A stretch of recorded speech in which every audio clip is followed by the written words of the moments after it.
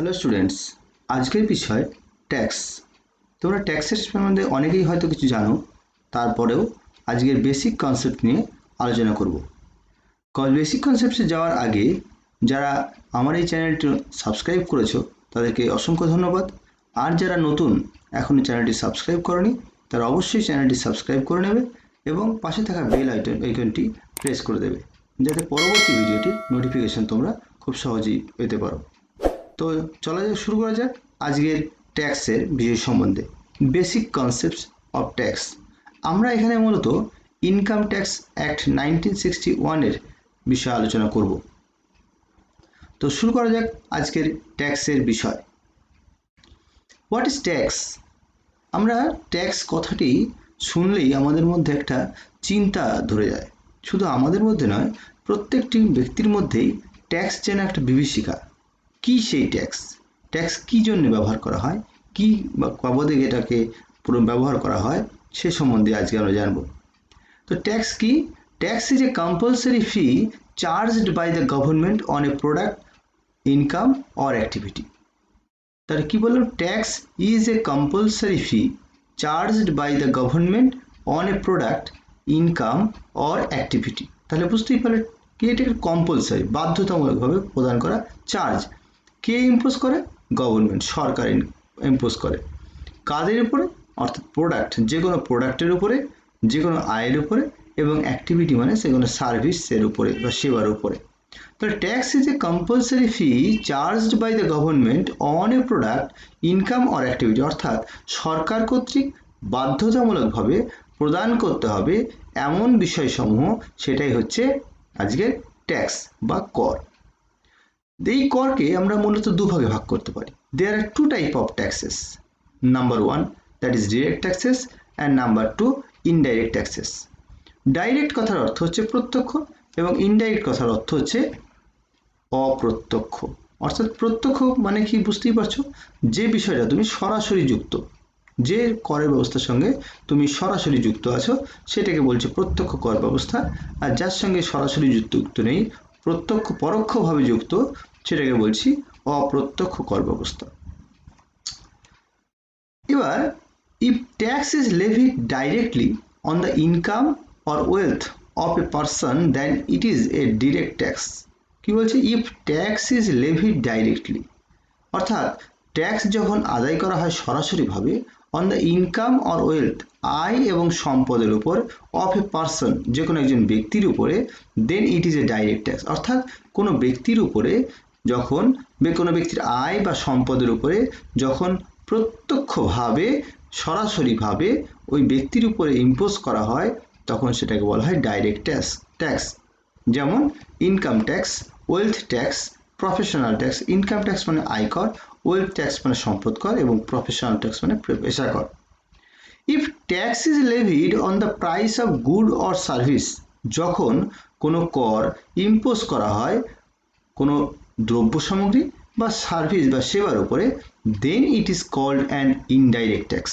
তাহলে বোঝা গেল, প্রত্যক্ষভাবে কোনো আয় বা সম্পদের উপরে যখন ইনকাম ট্যাক্স ধার্য করা হয় তখন সেটাকে প্রত্যক্ষ কর বা ডাইরেক্ট ট্যাক্স। যখন প্রত্যক্ষভাবে না করে কোনো দ্রব্য বা সেবার উপরে ইম্পোজ করা হয় তখন সেটাকে বলা হয় ইনডাইরেক্ট ট্যাক্স। উদাহরণ কি? Excise duty, custom duty, service tax and sales tax or VAT. VAT means value added tax. আগে ছিল, কিন্তু বর্তমানে এই সমস্ত ট্যাক্সগুলো অনেকটাই উঠে গেছে। পরবর্তীতে আসবো এর পরবর্তীতে কি এসছে। In this case, indirect taxes, the person paying the tax passes on the incidence to another person. অর্থাৎ এই সমস্ত ট্যাক্স বা করগুলো প্রত্যেক ব্যক্তি প্রদান করতে হয়, কিন্তু সরাসরি প্রদান করতে হয় না, অন্য ব্যক্তির মধ্য দিয়ে প্রদান করতে হয়। এখানে পাশে একটি দেখতে পাচ্ছ চার্টের মতো আছে। ডিরেক্ট ট্যাক্স বলতে কি কি বলা হচ্ছে, যেমন income tax, capital gain tax, security transaction tax, perquisite tax, corporate tax, এছাড়া ওয়েলথ ট্যাক্স, প্রফেশনাল ট্যাক্স, এগুলো সবই হচ্ছে প্রত্যক্ষ কর ব্যবস্থার মধ্যে পড়ে। অন্যদিকে ইনডাইরেক্ট ট্যাক্স যেমন sales tax, service tax, custom duty and octroi on goods, excise duty, value added tax, এগুলো সবই হচ্ছে ইনডাইরেক্ট ট্যাক্সের আওতায় আসে। তো ডাইরেক্ট ট্যাক্স বলতে কি বোঝায়? Direct tax is levied directly on individual and corporate entities, অর্থাৎ কোনো একজন স্বতন্ত্র ব্যক্তি বা কর্পোরেট সত্তার উপরে যখন এই ট্যাক্স বা কর ব্যবস্থা ধার্য করা হয় তখন সেটাকে বলা হয় প্রত্যক্ষ কর বা direct tax. This tax cannot be transfer or borne by anybody else, এই কর ব্যবস্থা যার উপরে ইম্পোজ করা হয় তিনি ব্যতীত অন্য কেউ এই কর ব্যবস্থা কর প্রদান করতে পারেন না। Example of direct tax include income tax, wealth tax, gift tax, capital gain tax etcetera, এগুলো আমরা আগেই বলেছি। Income tax is the most popular tax within this section. এই যে ডিরেক্ট ট্যাক্সের কথা বলছি এর মধ্যে প্রধান এবং অন্যতম যে বিষয়টা সেটা হচ্ছে income tax. Levied on individuals on the income earned with different tax slab for income levels. The term individuals include individuals, Hindu undivided family, company, farm, cooperative ইত্যাদি। অর্থাৎ এই যে এখানে ইন্ডিভিজুয়ালসের কথা বলা হচ্ছে এই ইন্ডিভিজুয়ালসের মধ্যে কারা পড়ে? ইন্ডিভিজুয়ালের মধ্যে একজন স্বতন্ত্র ব্যক্তি অথবা একজন হিন্দু আনডিভাইডেড ফ্যামিলি অর্থাৎ হিন্দু অবিভক্ত পরিবার, যেখানে একটি কোম্পানি বা কোনো একটি প্রতিষ্ঠান বা কোনো একটি কোঅপারেটিভ সোসাইটি বা ট্রাস্ট এটসেট্রা এইগুলো পড়তে পারে। ইনডাইরেক্ট ট্যাক্স বলতে কি বোঝায়? Indirect taxes are taxes which are indirectly levied on the public through goods and service. Indirect taxes হচ্ছে এমন একটা ট্যাক্স যেটা অপ্রত্যক্ষভাবে সরকার কোনো দ্রব্য বা সেবার উপরে ইম্পোজ করে। The sellers of the goods and services collect the tax which is then collected by the government bodies, অর্থাৎ যে পণ্য সামগ্রী যে বিক্রয় করছে সেই বিক্রেতা এই ট্যাক্স বা কর সংগ্রহ করে এবং গভর্নমেন্ট বডি এই বিক্রেতার কাছ থেকে সংগ্রহ করে।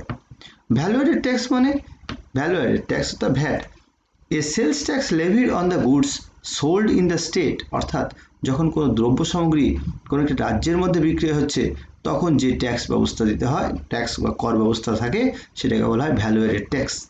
The rate depends on the government, এই যে রেটটা সেটা ডিপেন্ড করতো গভর্নমেন্ট বা সরকারের উপরে, তবে বর্তমানে এই ভ্যালু অ্যাডেড ট্যাক্সটা ভারতবর্ষের অর্থনীতিতে নেই। অক্টোরাই ট্যাক্স অর্থাৎ শুল্ক কর, levied on goods which move from one state to another, অর্থাৎ একটা স্টেট থেকে যখন অন্য কোনো স্টেটের মধ্যে ঢুকছে অর্থাৎ নগর শুল্ক কর, বা একটা মিউনিসিপ্যালিটি থেকে আরেকটা মিউনিসিপ্যালিটি যখন ঢুকছে তখন যে ট্যাক্সটা দিতে হয় সেটাকে বলা হয় octroi tax. The rates depends on the state government, এই বিষয়টা নির্ভর করে রাজ্য সরকারের উপরে।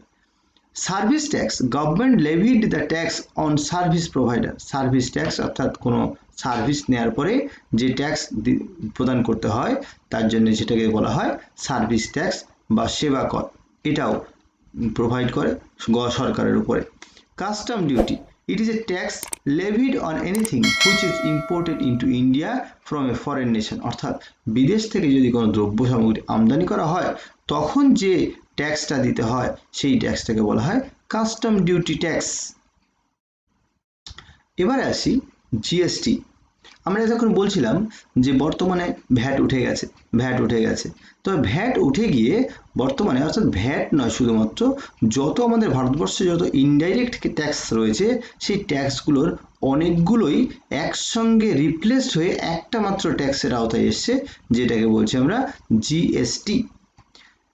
জিএসটি মানে in India the three government bodies collected direct and indirect taxes until 1st July 2007 when the goods and services was implemented, অর্থাৎ ভারতবর্ষের অর্থনীতিতে যে তিনটে গভর্নমেন্ট বডিজ ট্যাক্স কালেক্ট করতে অর্থাৎ ডাইরেক্ট ট্যাক্স এবং ইনডাইরেক্ট ট্যাক্স 1 জুলাই 2017 থেকে এই কালেকশনটা goods and service tax was implemented, অর্থাৎ 1/7/17 থেকে কি চালু হলো গুডস অ্যান্ড সার্ভিস ট্যাক্স, যেটাকে আমরা বলছি সংক্ষেপে GST.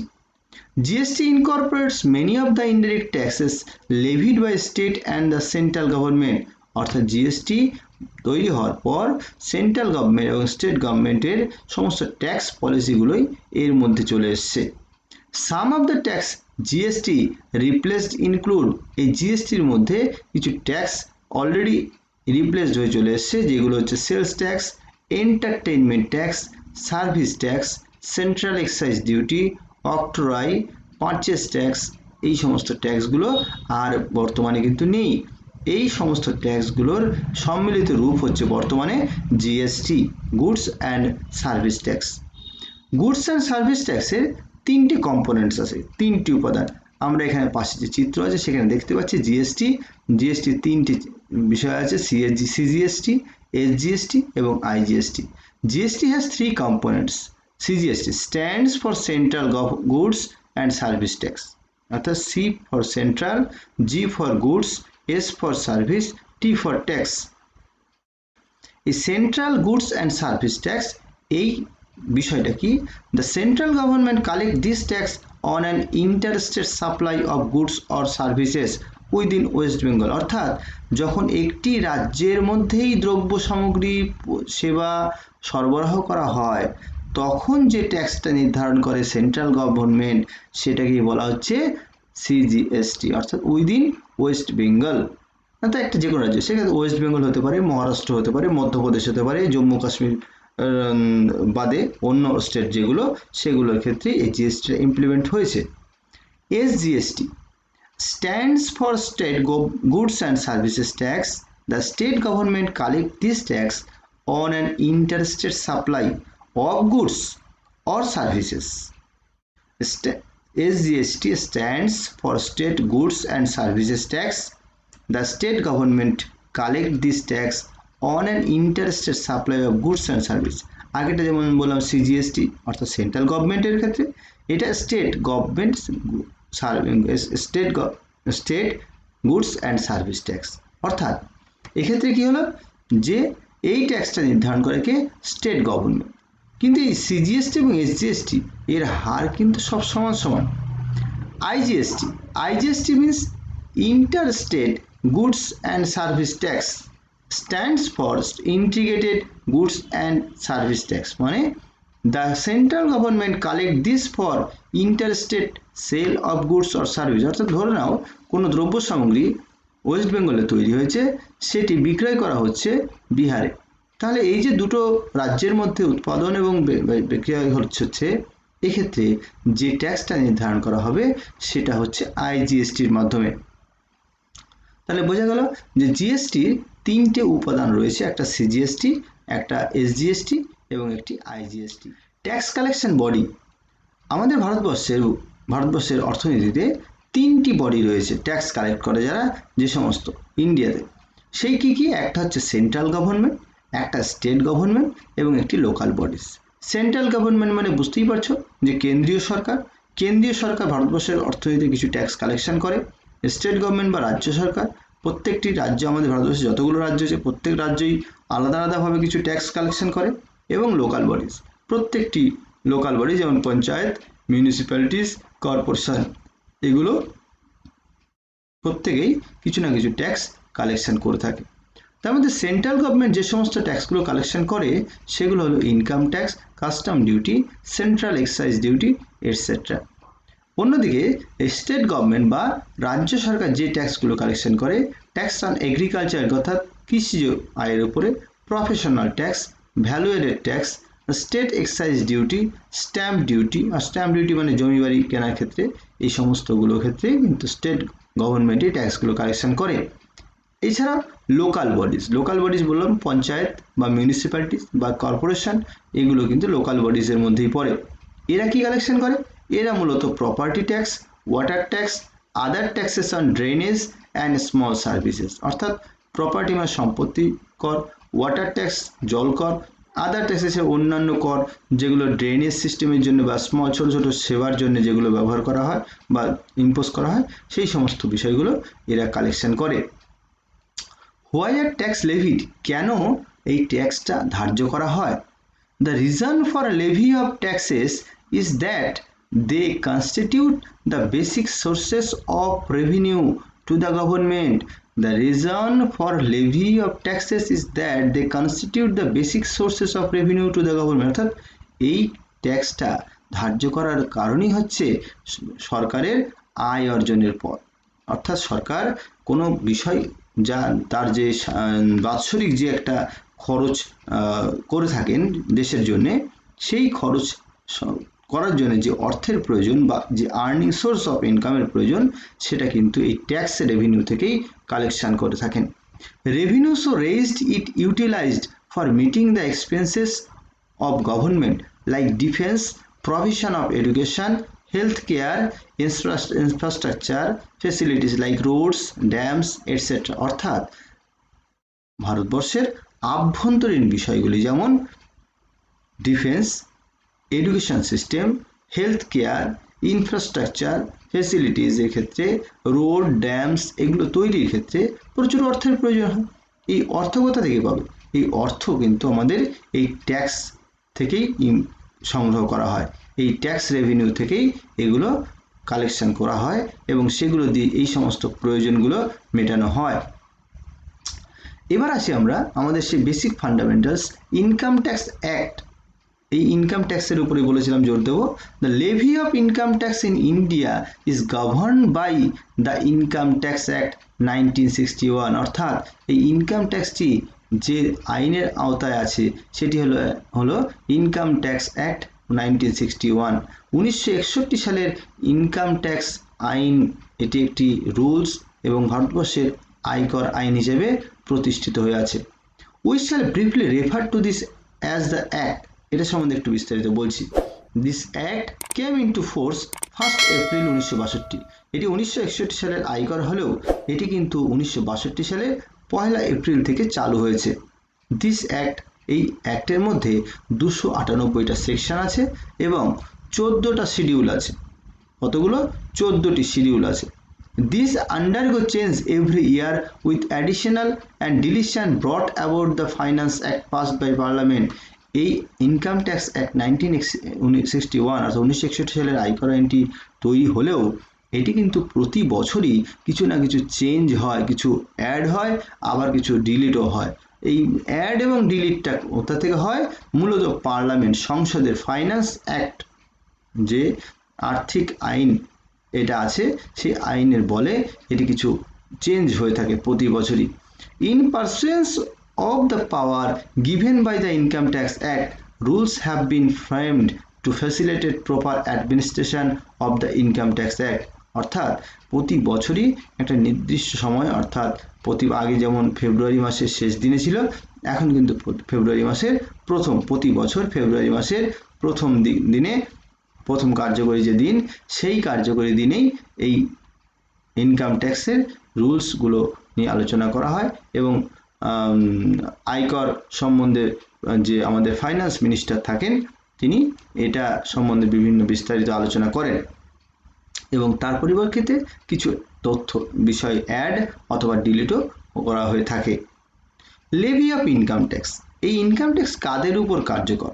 Income tax is a tax levied on the total income of the previous year of every person. প্রত্যেকটি ব্যক্তি, ভারতবর্ষের বুকে যে সমস্ত ব্যক্তিরা থাকবে সে প্রত্যেকটি ব্যক্তির উপরই কিন্তু এই ইনকাম ট্যাক্স চাপানো হয় বা লেভিড চাপানো হয়। সেক্ষেত্রে ডিরেক্ট হতে পারে বা ইনডিরেক্ট হতে পারে। কিন্তু ইনকাম ট্যাক্সের ক্ষেত্রে কাদের ক্ষেত্রে চাপানো হবে? A person include. এই ইনকাম ট্যাক্সের ক্ষেত্রে কিন্তু যেহেতু এটি প্রত্যক্ষ কর, ফলে এটি সবার উপরে চাপানো সম্ভব নয়, কারণ প্রত্যেকে তো ইনকাম করেন, কিন্তু প্রত্যেকের কিন্তু একটা নির্দিষ্ট ইনকামের রেঞ্জ রয়েছে। সেই ইনকামের রেঞ্জের উপরে না গেলে কিন্তু প্রত্যেককে ইনকামের উপরে ট্যাক্স দিতে হয় না।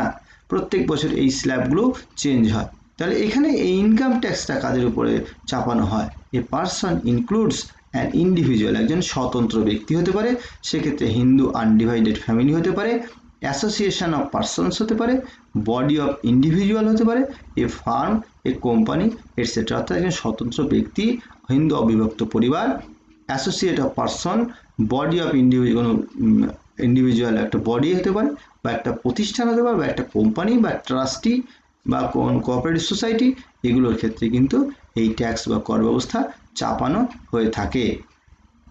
তাহলে তোমরা বুঝতেই পারলে যে এই ইনকাম ট্যাক্স, এই ট্যাক্স বিষয়টা কিন্তু খুব একটা ভাইটাল জায়গা ভারতবর্ষের অর্থনীতিতে। ভারতবর্ষের অর্থনীতির উন্নতির শিখরে যেতে গেলে এই ট্যাক্সের বিষয়টাকে কিন্তু আরও সহজলভ্য করতে হবে এবং বিগত দিনে ডিরেক্ট ট্যাক্স এবং ইনডাইরেক্ট ট্যাক্স যা ছিল কিন্তু বর্তমান দিনে এই ইনডাইরেক্ট ট্যাক্সগুলোকে কিন্তু একটা জায়গাতে নিয়ে আসা হয়েছে, যেটা মূলত জিএসটির আওতায় চলে এসছে। তো স্টুডেন্টস, আরও বিষয়টা নিয়ে আরও পড়াশোনা করবে বা আরও পরবর্তী ভিডিওগুলোতে এর আপডেট পাবে। যদি ভিডিওটি ভালো লাগে তাহলে অবশ্যই লাইক, সাবস্ক্রাইবার এবং শেয়ার করবে, এবং যদি কোনো প্রশ্ন থাকে তাহলে অবশ্যই কমেন্ট বক্সে প্রশ্ন করবে, অবশ্যই উত্তর দেওয়ার চেষ্টা করব। তো আজকের মতো থ্যাংক ইউ, আবার পরে কোনো বিষয় নিয়ে দেখা হবে।